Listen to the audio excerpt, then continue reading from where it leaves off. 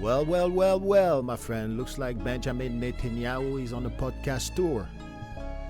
First, there was the Nelk Boyz, then Patrick Bet-David, and lately the Triggernometry boys with Francis and Konstantin Kissin. And here's the funny thing though. Every single one of them, after landing their big shot interview, had to release a reaction video, a follow-up, a justification, a damage control at the end of the day.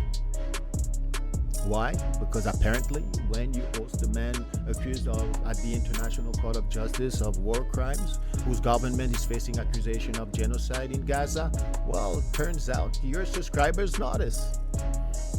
And then it gets even more awkward.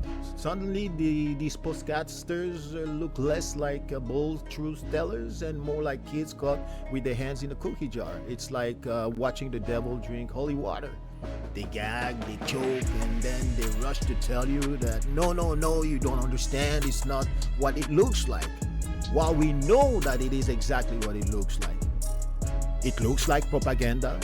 He's doing what propaganda does. Let's not forget this.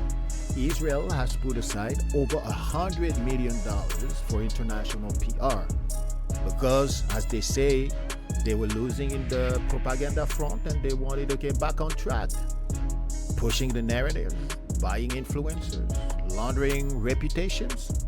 And yet, despite all that money, despite all the media machinery, even friendly podcasters can't escape the backlash. That's the thing about interviewing someone like Netanyahu. You can dress it up as journalism, or you can even say it's free speech, or even just say that you're letting him tell his side of the story. But the truth is, when the house is on fire, giving the arsonist a microphone doesn't make you a hero. It makes you an accomplice. And so now, we see them squirming, putting out reaction videos after reaction videos, looking like deer in the headlight to their audience. Because there is only so long you can pretend that genocide is just another hot take. And remember this, no matter how many million you pour into propaganda, the truth has this stubborn way, this stubborn habit of surviving. Maybe that's the real lesson here that we should take. Interviewing Netanyahu isn't the scandal. The scandal is realizing you cannot wash the blood of his hand with a podcast episode, no matter how many times you press record. And if you're not careful, you might find some of that blood on your own hands.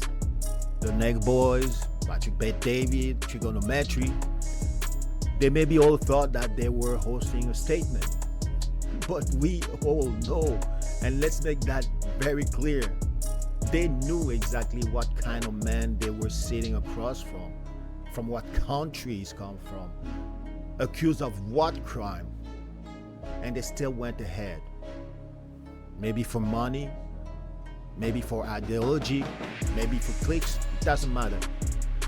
The real failure isn't that they interviewed him, is that they didn't challenge him. They didn't ask the question that mattered.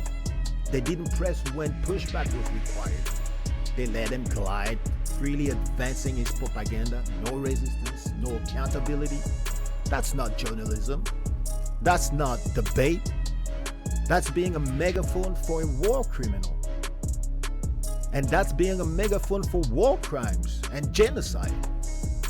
And while they play host in their comfortable studio, people are starving. Children are being buried. Families are being bombed out of existence. You have to understand that beyond every soft questions, every unchallenged talking points, there is real blood, real famine, and real people suffering. Because in the end, these aren't just interviews. There are distractions.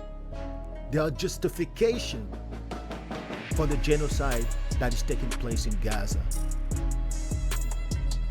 You need to remember that.